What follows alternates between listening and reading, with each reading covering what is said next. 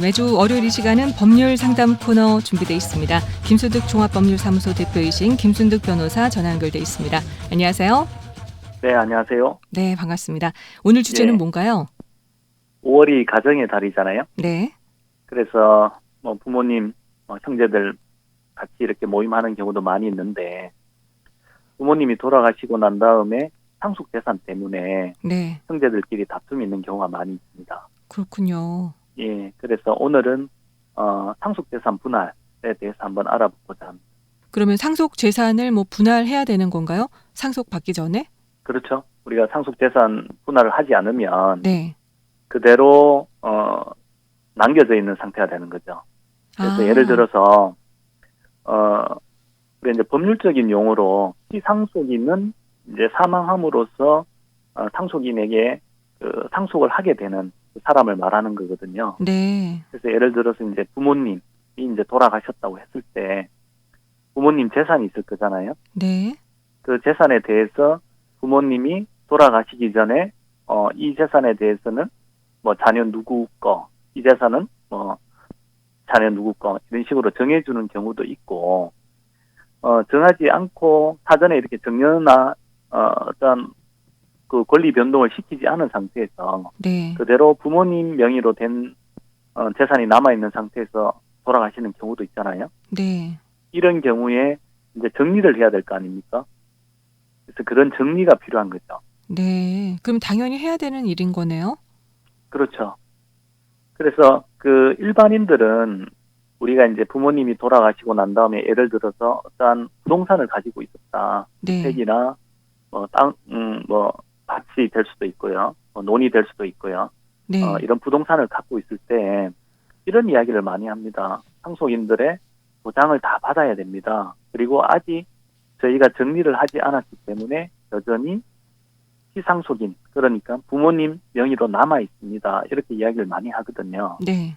근데 이제 상속은 등기 여부와 관계없이 부모님이 돌아가시는 그 시간에 이미 자동적으로 상속은 있었다 보시면 돼요. 그래서 상속이 되는 거네요. 네. 그렇죠. 두 가지로 나눠볼 수 있는데 첫 번째는 우리가 금전 같은 경우에 돈 있잖아요, 돈. 네. 예를 들어서 부모님이 돌아가시기 전에 1,000만 원을 남기고 돌아가셨습니다. 네. 근데 상속인이 2명 있어요, 자녀가. 그러면 500만 원 가지면 될 거잖아요, 그죠? 네. 그것은 분할할 필요가 없겠죠, 그죠? 네. 그러면 부모님이 돌아가시는 그 시각에 이미 자녀에게 500만 원을 가질 수 있는 권리가 생긴다고 보시면 되는 거고. 네. 부동산 같은 경우는 제가 두부 자르듯이 자를 수는 없잖아요. 그렇죠. 자, 예를 들어서 아파트가 있다고 했을 때, 아파트 한 채가 있을 때 자녀가 2명인 경우에 부모님이 돌아가시는 그 순간에 이제 자녀 한 명이 그 아파트의 2분의 1 지분을 가지게 되는 거고 또 네. 다른 자녀가 그 아파트에 대해서 2분의 1 지분을 가지게 되는 거예요. 근데 금전은 이렇게 나눠지지만 우리가 지분만 가지는 거지 과연 그 아파트의 2분의 1 지분이 어디에 해당되는가? 부엌하고 거실에 해당되는 건가? 아니면 안방에 해당되는 건가? 그건 알 수는 없는 거잖아요. 그렇죠. 그렇기 때문에 이제 분할이 필요하게 되는 거죠. 또 이제 분할을 하는 데 있어서 자녀 중에 어떤 자녀는 부모님이 살아계실 때 굉장히 기여를 많이 하거나 이런 분들도 있잖아요, 그죠? 네. 그렇기 때문에 서로 이제 형제 간에 분할을 하면서 분할의 비율을 또 달리 할 수도 있는 겁니다. 우리가 이제 이 부분에 대해서 분할을 하지 않고 지분을 매각하는 것도 가능합니다. 2분의 1 지분, 나는 이 부동산에 대해서 2분의 1 지분을 갖고 있기 때문에 이 부분에 대해서 내가 다른 사람한테 돈을 받고 팔겠다. 지분 매각도 가능한데 안 사겠죠, 그죠? 그렇겠네요. 왜냐하면 분할의 절차가 있어야 되는 거니까. 그러면은 이게 상속 재산은 분할을 해야 되는 거네요. 자녀들이 많이 있으면요. 네, 분할이 필요하죠. 네. 예를 들어서 이미 서로 간에 다 협의를 해서 정리가 됐다면 모르겠는데 또 피상속인이 유언을 남겨서 네. 이 부분에 대해서 상속 재산을 어떻게 정리할 건가에 대해 유언을 남겨주고 상속인이 다 받아들이겠다 하면 되겠는데 그게 네. 아니라고 한다면 우리가 법원에다가 상속 재산 분할 분할 심판 청구를 신청을 해야 하거나 되네요. 그런 예. 부분이 좀 필요한 부분이 있습니다. 그러면은 이 상속 재산 분할 방법은요? 유언에 의한 분할 방법이 있고요. 네. 협의에 의한 분할 방법이 있고 조정 또는 심판에 의한 분할 방법이 있는데 그 이전에 저희가 상속재산 분할을 청구하기 위한 요건에 대해서 한번 알아봐야 되는데요. 네. 예를 들어서 상속인이 한 명밖에 없다. 그러면 이 사람이 다 가지는 거잖아요. 부모님이 돌아가셨는데 자녀가 한 명밖에 없다. 그러면 부모님 재산을 이 자녀 한 명이 다 가지는 거가 되겠죠. 그러면 분할이 필요가 없는 거죠. 네. 분할이 필요가 없는 거고 또 이런 경우가 있습니다. 우리가 피상속인이 유언으로 또는 이제 공동상속인 그러니까 예를 들어서 자녀가 2명이 우리는 상속이 계시더라도 5년 안에는 분할을 하지 말자 이렇게 합의를 한 경우에는 5년 범위 안에서는 분할을 금지할 수가 있습니다. 그런데 그런 분할에 대한 금지가 없으면 언제든지 분할 청구는 가능합니다. 그렇군요.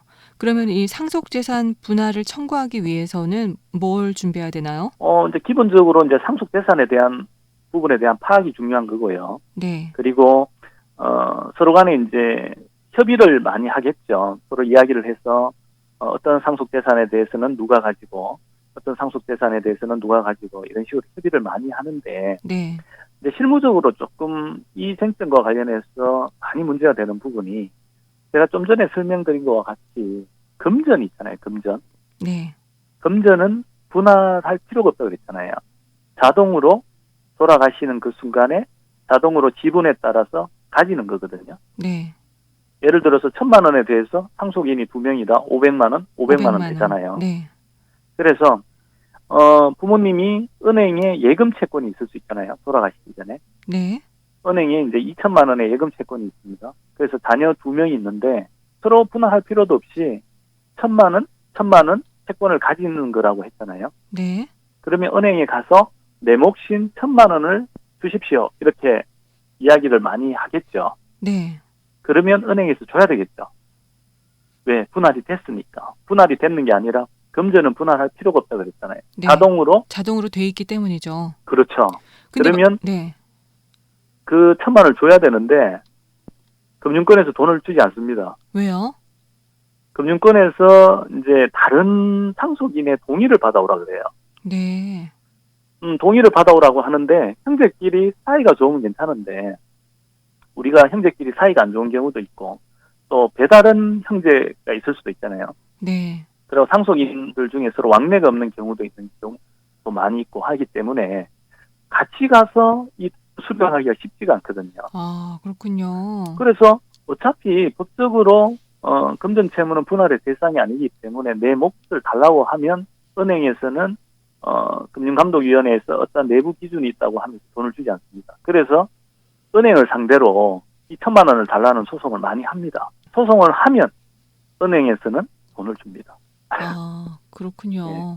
원래는 줘야 되는 거 맞아요. 소송하기 전에. 근데 은행에서는 저도 금융권에 다니는 친구가 있는데 이거는 사실은 그 사람의 몫을 줘야 된다고 이야기를 하지만 어떠한 내부 규정이 있는지는 모르겠는데 그 내부 규정은 당장 철폐돼야 될 것 같은데 근데 사실은 줘야 돼요. 예금 네. 채권에 대해서는. 예. 그리고 궁금한 게요. 그러면은 상속 재산이 있으면 참 좋은데 만약에 네. 빚이 있어요. 이건 어떻게 해야 네. 되나요? 빚 같은 경우에는 빚도 상속은 되는데 네. 저희가 빚을 떠안을 수는 없잖아요. 네. 그렇기 때문에 사망한 날로부터 3개월 내에 네. 이제 상속 원인을 안 날로부터 3개월 내에 우리가 상속 포기 나는 상속받지 않겠다. 그러면 빚이 승계가 안 되는 거겠죠, 저한테. 네. 그리고 한정 승인이라는 게 있습니다. 한정 승인은 예를 들어서 플러스 재산, 적극 재산이 있을 수 있고요. 네. 상속인이 소극 재산, 마이너스 재산, 빚이 있을 수도 있는데 정확하게 그 규모를 알 수가 없는 경우가 있지 않습니까? 네. 그렇기 때문에 적극 재산, 플러스 재산의 범위 내에서만 내가 책임지겠다는 게 한정 승인입니다. 그래서 알고 봤더니 부모님이 3천만 원의 적극 재산이 있었는데 채무가 5천만 원이 있더라. 그러면 나는 5천만 원에 대해서 책임지는 게 아니라 적극 재산인 3천만 원 범위 내에서만 책임을 지는 거예요. 네, 그렇군요. 그러면은 상속 재산 분할의 효과 언제부터인가요? 상속 재산은 제가 서두에서 말씀드린 것처럼 누구 명의로 그 대부분은 이제 부모님 명의로 남겨진 상태에서 부모님이 이제 돌아가시는 경우를 우리가 상정하거든요. 네. 근데 부모님 명의로 남겨져 있다 한다 하더라도 돌아가시는 그 순간에 이미 상속은 이루어진다고 말씀을 드렸잖아요. 네. 그래서 상속 재산 분할을 하면 서로 분할을 하면 상속 개시된 때로부터 소급합니다. 그래서 예를 들어서 아파트가 두 채를 가진 부모님이 돌아가셨어요. 네. 다른 부모님도 안 계시고 이제 자녀가 2명 있다고 우리가 한번 생각해 봅시다. 그러면 네. A 아파트는 큰 자녀에게 주고 B 아파트에 대해서는 다른 자녀에게 줬을 때 네. 준다고 했을 때 서로 이제 협의가 됐습니다. A 아파트에 대해서는 예를 들어서 이제 그 첫째 자녀가 가지고 B 아파트에 아파트는 대해서는 둘째가 갖고. 둘째가 가지는 경우에 네. 아버지가 사망한 그 순간에 서로 협의가 됐다고 한다면 이 A 아파트를 언제 취득하느냐, 첫째 자녀가 아버지가 사망한 그 순간에 취득한 것으로 된다. 네. B 아파트도 마찬가지죠. 둘째가 아버지가 사망한 그 순간에 소급하게 되는 거예요. 네. 근데 여기서 조금 문제되는 게 있는데 우리가 예를 들어서 그 아파트를 누구에게 월세를 줄 경우가 있을 수 있잖아요. 네. 근데 상속재산 분할이라는 게 서로 간에 분할 소송을 할 수도 있고 서로 협의가 잘 안 돼서 기간이 굉장히 도가할 수도 있습니다. 그래서 부모님이 돌아가시고 한 3년이 정도 지나서 좋다. A 아파트는 큰 자녀가 가지고 B 아파트는 둘째가 가진다고 했을 때 소급한다고 했잖아요. 네. 제가 네. 돌아가신 그 순간에 가지게 되는 거다. 그러면 예를 들어서 A 아파트의 월세가 3년 동안 들어왔던 이 월세는 큰 자녀가 다 가지는 거냐? 왜냐? 소급했기 때문에 상속 그 순간부터 A 아파트에 대해서는 큰 자녀 소유로 됐기 때문에 네. 그 월세에 대해서도 그러면 큰 자녀가 가지게 되느냐? 이런 가져도 문제가 될 생길 것 수 있잖아요. 같은데. 아니에요? 어때요, 그러면? 그 과실은 네. 소급이 되지 않습니다. 아, 진짜요? 예, 그렇기 때문에 그 과실에 대해서는 큰 자녀가 다 가지는 것이 아니라 서로 간에 상속분에 따라 나눠 가져야 됩니다.